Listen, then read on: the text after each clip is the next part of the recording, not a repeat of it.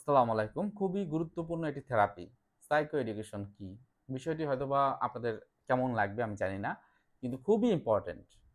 খুবই ইম্পোর্টেন্ট। আমাদের এই ভিডিওটি অবশ্যই দেখতে হবে। আমি আছি প্রফেশনাল কাউন্সেলিং সাইকোলজিস্ট আশুজামা রাজু।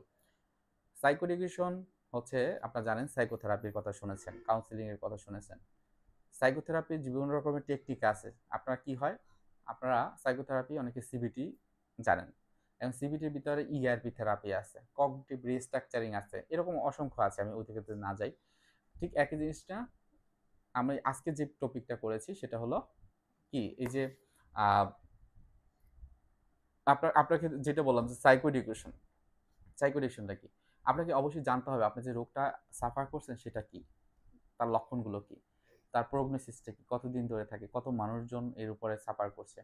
এটা হলে পরিবারের সাথে ওই পেশেন্টের সমস্যাটা কি হয়? এই যে বিষয়টি এটা কিন্তু সাইকো এডুকেশন। এটাও একটা সাইকোথেরাপিউটিক টেকনিক। এটা দরকার হয়।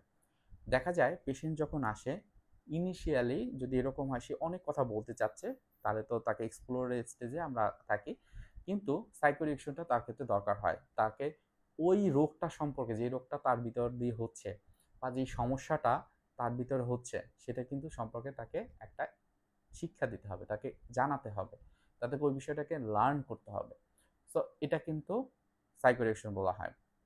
উদাহরণ হিসাবে যদি বলি, আপনার মনে করেন ডিপ্রেশন আছে, বিষণ্ণতা। এখন আপনার বিষণ্ণতার ক্ষেত্রে আমরা কি বলি যে বিষণ্ণতা যার থাকে তার ভিতরে কিছু লক্ষণ থাকে। সে অতিরিক্ত ঘুমায় অথবা কম ঘুমায়, অতিরিক্ত খায় অথবা কম খায়, ওজন অতিরিক্ত বেড়ে যায় অথবা অনেক কমে যায়। সে অনেক মানুষের সাথে মিশতে চায় না, একা থাকে। অনেক সময় তার সুইসাইডাল টেন্ডেন্সি তার ভিতরে কাজ করে, আত্মহত্যা করতে চায়। আবার অনেক ক্ষেত্রে তার ভিতরে দেখা যায় যে বিভিন্ন রকমের অ্যাটেম্প্ট সে আত্মহত্যা নেয়। আবার অনেক সময় দেখা যায় যে অতীতের যে ঘটনাগুলো বারবার চিন্তা করে, ফ্ল্যাশব্যাক হয়।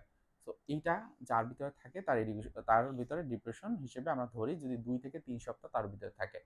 এখন বিষণ্ণতায় যে ভুগছে তাকে যদি এটা বলা হয় সে কিন্তু কনসার্ন হবে, বিষয়টা সম্পর্কে সচেতন হবে। তারপর বিষণ্ণতা হলে আর কি হয়, কি ফিচার্স থাকে সেটা যদি বলা হয় তখন কিন্তু সে সচেতন হলো।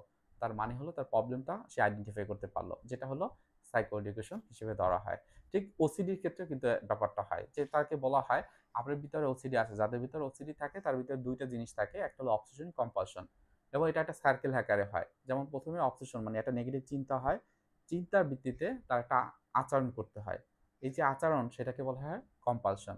এখন এই চিন্তা এবং আচরণ যেটাকে অবসেশন কম্পালশন বলা হয় এর মাঝখানে আরেকটা থাকে সেটা হলো অ্যাংজাইটি, উদ্বিগ্নতা, মানসিক চাপ। যখন তার অবসেশনটা বেশি হয় তখন তার উদ্বিগ্ন লাগে এবং এই উদ্বিগ্নতা কমানোর জন্য তার কম্পাশনটা করতে হয়, আচরণটা করতে হয়। এবং এরপর কি হয় সে একটু রিল্যাক্স থাকে কিছু সময়ের জন্য, কিন্তু আবার ওই সার্কেলটা তৈরি হয়, অবসেশন তৈরি হয়। তো এই যে বোঝানো হয় এটা হলো সাইকো এডুকেশন, খুবই গুরুত্বপূর্ণ একটি পার্ট। আমরা যারা সাইকোথেরাপি দেই বা কাউন্সিলিং করে থাকি তারা এই বিষয়টিকে গুরুত্ব দেই। সো এটা দেখা যায় অনেক ক্ষেত্রে কিন্তু একটা দুটো সেশনে কিন্তু অনেক ক্ষেত্রে লেগে যায় শুধুমাত্র জিনিসটা বোঝার জন্য। যখন বোঝা হয় তখন কিন্তু সেও নিজের জায়গা থেকে কিভাবে চিকিৎসাটা নেওয়া যেতে পারে, কোন সময় কি জিনিসটা করতে পারে সেটা কিন্তু তারা জানতে পারে। তো ভিডিওটি আর বড় করছি না, ভালো থাকবেন, কিন্তু একটা রিকোয়েস্ট আমাদের চ্যানেলটি সাবস্ক্রাইব করে রাখবেন। ধন্যবাদ।